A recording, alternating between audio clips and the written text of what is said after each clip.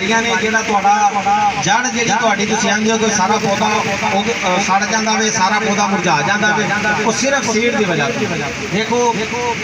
Seed एक जानदार एक चीज़ है। मैं तुहानूं टैक्नीकल की गल दसां कि भाई इहदे विच ऐसे एक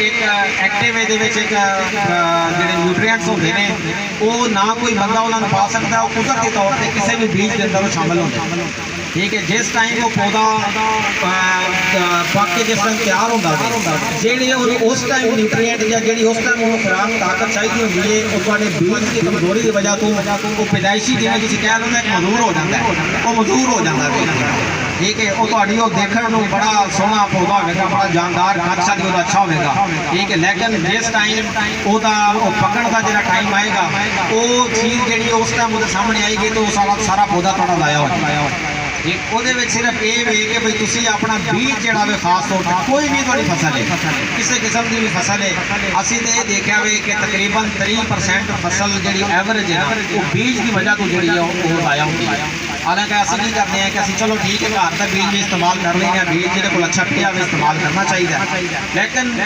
जहर ला के लाजमी तुसी उहदे विच करो। देखो कोई बीज किसी ने कोई कीड़ा लगे होता है, किसी ने कोई बीमारी लगी होती है, किसी ने कोई और कोई मसला होता है, जिस टाइम तुसी जहर ला के इस्तेमाल करोगे वो तुहाडा मसला जिहड़ा वे वो काफ़ी हद तक तुहाडा हल हो जाएगा और तुहाडा बीज जिहड़ा वे उसदा उगाओ पूरा होएगा। जिस टाइम तुहाडा उगाओ पूरा होएगा तुहाडे पौधे की तादाद पूरी होएगी तो तुसी किवें कह सकते हो कि भाई तुहाडी जिहड़ी एवरेज है कि वो एवरेज तुहाडी घट आ सकती है। असीं इस तरह ना तिली के प्लांट असीं देखते हैं, लोग तिली बाग लोग करते हैं। ठीक है, कोई पौधा किसी जगह पर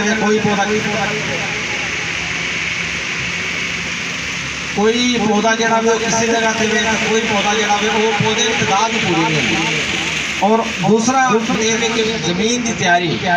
आया कि असीं सीड तो लै लिया वे कि असीं जमीन को किस तरह से तैयार करके जरा वे ना वे देखो पहला काम तो कर लिया, सीड असा अच्छा लै लिया वे असीं उहनूं जरा वे जनाब अली जहर भी ला लिया वे असीं उहनूं अच्छे तरीके दे नाल उहदा कर लिया, लेकिन दूसरा भी है कि भी असीं उहनूं जरा जनाब अली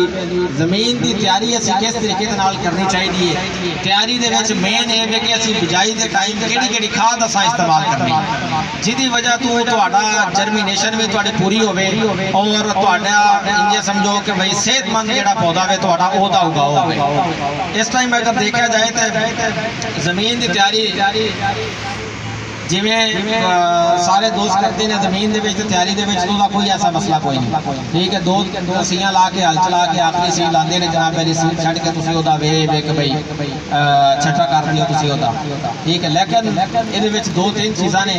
कि देखो साडी जमीन जिहड़ी है कुदरती तौर पर तुहानूं ये पता होना चाहिए दो तीन चीज़ां ने कि ऑर्गेनिक मैटर कि तुहाडी जमीन के अंदर ऑर्गेनिक मैटर जिहड़ा वे सब तो अहम जिहड़ा वे पॉइंट है। इस चीज़ तुसीं इस्तेमाल करते हो सारे दोस्त। ठीक है, लेकिन तुसीं अगर टेस्ट करवाओ जाके कोई भी मतलब साढ़े असल इत्थे कोई जमीन की असीं कोई टेस्ट कोई नहीं करवाते। मैं बकायदा अज इत्थे ऐलान करांगा कि भाई किसी भी दोस्त ने अगर अपनी जमीन का टेस्ट करवाना हो जैन ट्रेडर से इत्थे आके रब्ता कर सकता, असीं उन्हां दी ज़मीन का फ्री टेस्ट करवा के देंगे किसी भी दोस्त ने करवाना है। ठीक, कोई भी है साड़ा लड़का रश दे ते फिर रहा या तुसीं इत्थे जैन ट्रेडर से आके तुसीं दसोगे असीं आप जाके उत्थे सैंपल लवांगे। ठीक है, असीं आप उत्थे जाके उहदे टेस्टिंग करवा के तुहानूं बकायदा एक सारी रिपोर्ट देंगे। उहदे विच तुसीं रिपोर्ट दे विच तुसीं देखोगे तो तुसीं हैरान परेशान हो जाओगे कि आया कि जिहड़ियां चीज़ां सानूं चाहीदियां होंदियां ने वो किस मिकदार दे विच ज़मीन दे मौजूद है नहीं और किस च नहीं है। अगर ऑर्गेनिक मैटर की गल करी जाए तो सानूं तिली की अगर गल करी जाए तो तिली दे विच तकरीबन 0.8% to 1% तक सानूं ऑर्गेनिक मैटर चाहिए होता है, लेकिन तुसीं ज़मीनां दे टेस्ट करवाओ 0.3-4% तो ज़्यादा तुहाडी ज़मीन दे विच ऑर्गेनिक मैटर नहीं होता। अगर कपास की गल करिए तो तकरीबन कपास वास्ते 1 to 1.5% ऑर्गेनिक मैटर होना जोड़ा वे वो इंतहाई जरूरी है, लेकिन असीं वो भी अगर टेस्ट करवाएंगे तो वो भी साढ़ा 0.5% तो उत्ते साढ़ा ऑर्गेनिक मैटर जमीन के मौजूद नहीं होना। और